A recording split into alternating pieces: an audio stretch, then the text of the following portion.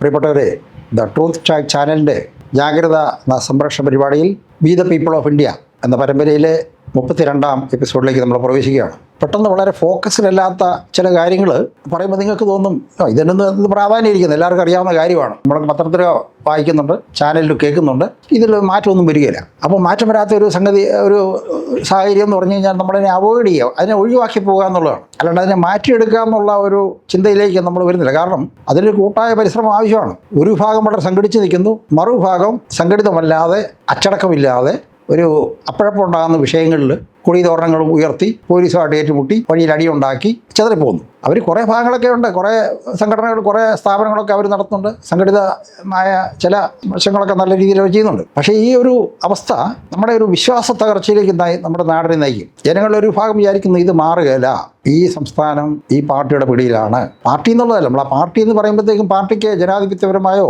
അല്ലെങ്കിൽ ആശയപരമായ ഒരു ഘട്ടപ്പുണ്ട്, ഒരു ഘടനയുണ്ട്. ആ ഘടന നമ്മൾ അന്വേഷിച്ച് പോയി കഴിഞ്ഞാൽ ആ ഘടന ഇവിടെ കാണുന്നില്ല. ഇവിടെ കാണുന്നത് കൊമേഴ്സ്യലിസമാണ്. പൊതുസമ്പത്ത് കൈയടക്കി അത് തങ്ങളുടെ പരിധിയിലാക്കിയിട്ട് അതിൻ്റെ ഒരു നിയമപരമായ സാധുതയും രൂപവും കൊടുത്തിട്ട് അത് കൈയടക്കി വെക്കുക, അതിനെ ഭരിക്കുക, കൈകാര്യം ചെയ്യുക. അപ്പോൾ ഇങ്ങനെ എത്ര കാലം മുന്നോട്ട് പോകാൻ പറ്റുമെന്നുള്ളത് ഇത് വളരെ അശാസ്ത്രീയമാണ്. നമ്മൾ ഒരു കാര്യം, നമുക്കൊരു സിദ്ധാന്തം ഉണ്ടെങ്കിൽ ആ സിദ്ധാന്തം പ്രയോഗിക്കുമ്പോൾ ആ സിദ്ധാന്തത്തിലെ ആശയങ്ങൾ ആവിഷ്കരിക്കുകയാണ്. നമ്മളൊരു സിദ്ധാന്തം പറയുകയും അത് പ്രയോഗത്തിൻ്റെ തലത്തിൽ വരികയും ചെയ്യുമ്പോൾ അതുമായി പുരബന്ധം പോലും ഇല്ല എന്നുള്ള വന്നു കഴിഞ്ഞാൽ ആ സിദ്ധാന്തത്തോടും അതിൻ്റെ പ്രവർത്തന രീതിയോടും നമുക്ക് വിശ്വാസം നഷ്ടപ്പെടുന്നു. നമ്മളതിനെ വെറുക്കാൻ തുടങ്ങും. ഇങ്ങനെ വെറുക്കാൻ തുടങ്ങിയതിൻ്റെ കാരണം ആ വെറുപ്പ്, എൻ്റെ ആധിക്യം അതിൻ്റെ ഒരു ലെവൽ കടന്നപ്പോഴാണ് നമ്മുടെ കണ്ടില്ലേ, ബംഗാൾ, ത്രിപുര, ഈ പ്രദേശങ്ങളിൽ, ആന്ധ്രാപ്രദേശിലൊക്കെ വലിയ ഒരു പിന്തുണ ഉണ്ടായിരുന്നു. കമ്മ്യൂണിസ്റ്റ് പാർട്ടിക്ക് നല്ല പിന്തുണ ഉണ്ടായിരുന്ന സ്ഥലങ്ങളാണ് ആന്ധ്രാപ്രദേശ്, തമിഴ്നാട്ടിലുണ്ടായിരുന്നു. അങ്ങനെ പല സംസ്ഥാനങ്ങളിലും ജനകീയ പിന്തുണ ഉണ്ടായിരുന്ന ഒരു പാർട്ടി ഇന്ന് അവരുടെ ആശ്രിതരുടെയും അനുഭാവികളുടെയും മാത്രം ഒരു സ്വകാര്യ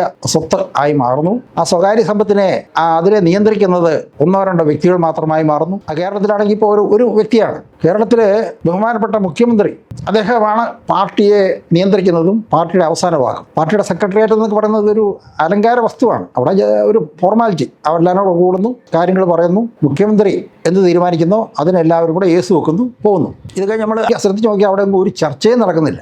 ഇലക്ഷൻ വരുമ്പോൾ ചില കൂട്ടുകെട്ടുകൾ ഉണ്ടാക്കുന്നു. ആ കൂട്ടുകെട്ടുകൾ പാർട്ടിയുടെ പ്രഖ്യാപിത നയങ്ങളുമായിട്ട് ഒരു ബന്ധവുമില്ലാത്തതാണ്. വളരെ അപൂർവമായിട്ട് മാത്രം പാർട്ടിയുടെ നയത്തിൽ നിന്നുണ്ട് മറ്റ് സമവാക്യങ്ങൾ, സാമുദായിക സമവാക്യങ്ങളൊക്കെ നോക്കി ആളെ വെക്കുകയാണ്. അപ്പോൾ ജനാധിപത്യം തകർച്ചയിലേക്ക് പോയാൽ ഉണ്ടാകുന്ന ഒരു വലിയ ഭവിഷ്യത്ത് അതാണ് നമ്മൾ പറഞ്ഞു വരുന്നത്. ചൈനയിലും നമ്മൾ കാണും, ജനസംഖ്യയുടെ പരിഗണന വെച്ചുകൊണ്ട് അല്ലെങ്കിൽ സാമ്പത്തികമായ വളർച്ച, ഉൽപ്പാദന ക്ഷമത, പ്രൊഡക്ടിവിറ്റി, അല്ലെങ്കിൽ GDP, ഇതൊക്കെ വെച്ച് നോക്കുമ്പോൾ നമുക്ക് താരതമ്യപ്പെടുത്താവുന്ന രണ്ട് രാഷ്ട്രങ്ങളാണ് നമ്മുടെ ഭാരതവും ചൈനയും, കമ്മ്യൂണിസ്റ്റ് ചൈനയും. ചൈനീസ് കമ്മ്യൂണിസ്റ്റ് പാർട്ടി എന്ന് പറഞ്ഞാൽ അതാണ് അതിൻ്റെ ആ പരമാവധി കാര്യം. അതായത് തൊഴിലാളി വർഗ സർവാധിപത്യം എന്നാണ് കമ്മ്യൂണിസത്തിൻ്റെ ഒരു സിദ്ധാന്തം, അഥവാ ശാസ്ത്രീയ സോഷ്യലിസം. ശാസ്ത്രീയ സോഷ്യലിസം എന്നൊക്കെ ഇട്ട് കഴിഞ്ഞാൽ നമുക്ക് വളരെ വലിയ ഒരു ആവേശം തോന്നും, സന്തോഷം തോന്നും. എല്ലാവർക്കും ആവശ്യത്തിന് എല്ലാവരും അവരുടെ കഴിവനുസരിച്ച് സമൂഹത്തിലേക്ക് സംഭാവന ചെയ്യുന്നു. എല്ലാ ആളുകൾക്കും സമൂഹത്തിൽ നിന്ന് ആവശ്യത്തിനുള്ള വസ്തുക്കൾ സ്വീകരിക്കുന്നു. അവർ വലിയ സമൂഹമായിട്ട് നിൽക്കുകയാണ്. നല്ല ഒരു ആശയമാണ്. പക്ഷേ ഇത് പ്രാവർത്തികമാക്കണമെങ്കിൽ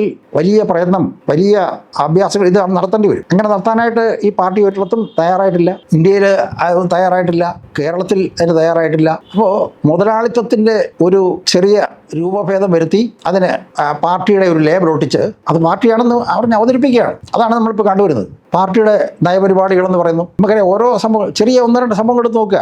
കേരളത്തിൽ വിഴിഞ്ഞത്തെക്കുറിച്ച് ഇന്നിപ്പം ഏറ്റവും കൂടുതൽ സംസാരിക്കുന്നത് മാർക്സിസ്റ്റ് പാർട്ടിയിലെ നേതാക്കന്മാരാണ്, മന്ത്രിമാരാണ്. വിഴിഞ്ഞം പദ്ധതി എന്ന് പറയുന്നത് വരാതിരിക്കാൻ വേണ്ടിയിട്ട് അവർ വലിയ പ്രക്ഷോഭ പരിപാടി നടത്തി.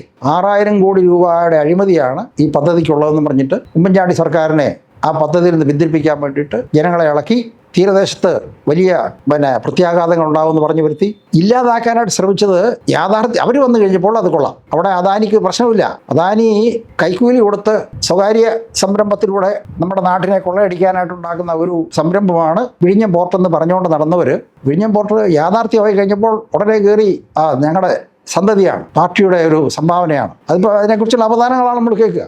ഇത് മാത്രമല്ല, കൊച്ചി ഇൻ്റർനാഷണൽ എയർപോർട്ട് ലിമിറ്റഡ് അതിനെതിരായിരുന്നു. പരിയാരം മെഡിക്കൽ കോളേജ്, സഹകരണാടിസ്ഥാനത്തിലൊരു മെഡിക്കൽ കോളേജ്, ആ മെഡിക്കൽ കോളേജ് ഇല്ലാതാക്കാൻ വേണ്ടിയിട്ട് എത്രയോ സമരങ്ങൾ നടത്തി, എത്രയോ ചെറുപ്പക്കാരുടെ ജീവൻ ഹോമിച്ച്, ഇതെല്ലാം കഴിഞ്ഞിട്ട് അതൊരു രൂപം പ്രാപിച്ചപ്പോൾ അത് വിജയിച്ചു എന്ന് കണ്ടു കഴിഞ്ഞപ്പോൾ അത് കൈപ്പിടിയിൽ ഒതുക്കുകയാണ്. അപ്പോൾ ഇവർക്ക് വെച്ചാൽ ഇതിനൊരു വലിയ പ്രശ്നം, ഇവർക്ക് ധാരാളം ആൾക്കാരെ കിട്ടും. നമ്മൾ വിചാരിക്കും വലിയ ഉദ്യോഗസ്ഥന്മാർ, സെക്രട്ടറിമാർ തലത്തിലുള്ളവർ, പ്രൊഫസർമാർ, വലിയ സാമ്പത്തിക വിദഗ്ധന്മാർ, സാംസ്കാരിക നായകന്മാർ, ഇവരൊക്കെ പാർട്ടിയുടെ വശത്തേക്ക് നീങ്ങുകയും പാർട്ടിയെ പിന്തുണയ്ക്കുകയും ചെയ്യുന്നത് കാണുമ്പോൾ നമ്മൾ സാധാരണക്കാരെന്ന് വിചാരിക്കും ഇത് ശരിയാണ്. സാമ്പത്തിക വിദഗ്ധം പറഞ്ഞിരിക്കുന്നു, സാംസ്കാരിക വിദഗ്ധം പറഞ്ഞിരിക്കുന്നു, വലിയ IAS IPS കിട്ടിയ ആളുകൾ, അവരൊക്കെ നല്ല ബുദ്ധിമാന്മാരാണ്, ഒരുപാട് അനുഭവപരിചയമുള്ളവരാണ്. അവരൊക്കെ ഇവരോട് ചേർന്ന് നിൽക്കുമ്പോൾ സാധാരണ ഞങ്ങൾ വിചാരിക്കുന്നത് ഇത് ശരിയാണ്, പാർട്ടിയാണ് ശരി എന്നുള്ളൊരു ധാരണയിലേക്ക് വരും. പക്ഷേ യഥാർത്ഥത്തിൽ അവർ സംഭവിച്ചു കഴിഞ്ഞാൽ നമ്മൾ ആലോചിച്ച് നോക്കുക.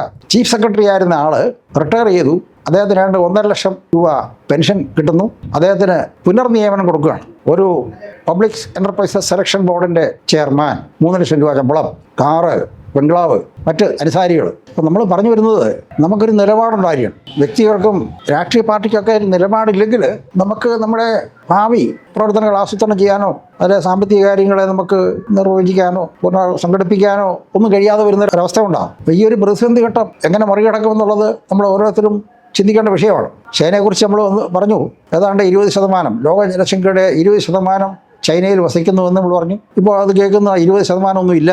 അവിടുത്തെ ജനസംഖ്യ വളരെ താഴോട്ട് പോയി, അവിടുത്തെ വയോജനങ്ങൾ ഒരുപാട് വർദ്ധിക്കുന്നു, കുട്ടികളില്ല, കുടുംബങ്ങളിൽ എന്ന് പറയുന്ന ആ ഒരു സ്ഥാപനം ഇല്ലാതാകുന്നു, സാമ്പത്തിക രംഗത്ത് അരാജകത്വം, അവിടുത്തെ വലിയ ഉത്പാദന രംഗങ്ങൾ, നമ്മുടെ ഫോണുകൾ, കാറുകൾ എന്നുകൊണ്ട് ആധുനികമായ എല്ലാ ഉപകരണങ്ങളും അത് നിർമ്മിക്കുന്ന സ്ഥാപനങ്ങൾ ആ രാജ്യത്തു നിന്ന് കടന്നു കളയാൻ ശ്രമിക്കുന്നു. അപ്പോൾ ഇതൊക്കെ സൂചിപ്പിക്കുന്ന ഒരു കാര്യം, ഒരു സസ്റ്റൈനബിൾ ഡെവലപ്മെൻറ്റ്, കൃത്യമായ ഒരു വികസനം ഉണ്ടാകണമെങ്കിൽ ആ രാജ്യത്ത് ഒരു വ്യവസ്ഥ വേണം. അതൊരു ജനാധിപത്യ വ്യവസ്ഥയിൽ നമുക്ക് അതിൻ്റെ തെറ്റുകുറ്റങ്ങളും അതിൻ്റെ വിമർശനങ്ങളും തിരുത്തലുകളും ഒക്കെ നടത്തി മുന്നോട്ട് പോകാൻ കഴിയുമെന്നുള്ളത് വളരെ വ്യക്തമാണ്. നമ്മുടെ രാജ്യം തന്നെയാണ് ഏറ്റവും വലിയ ഉദാഹരണം. ഇത്രയേറെ മത സമുദായങ്ങൾ, വിശ്വാസങ്ങളുള്ള, അല്ലെങ്കിൽ സംസ്കാരമുള്ള, അല്ലെങ്കിൽ ഭാഷ ഉള്ള വേറൊരു രാജ്യം ലോകത്തില്ല. പക്ഷേ എത്രയോ നൂറ്റാണ്ടുകളായി എത്രയേറെ അതിക്രമങ്ങളും കടന്നാക്രമണങ്ങളും ഒക്കെ ഉണ്ടായിട്ടും ഈ രാജ്യം നിലനിൽക്കുകയാണ്. അതിനൊരു അടിത്തറയുണ്ട്, ഒരു ധാർമ്മികമായ അടിത്തറയുണ്ട്, ജനാധിപത്യപരമായ ഒരു ഒരു ചട്ടക്കൂടുണ്ട്, മതേതരത്വമായ ഒരു കാഴ്ചപ്പാടുണ്ട്. അപ്പോൾ ഈ ഒരു നിലപാടിനെ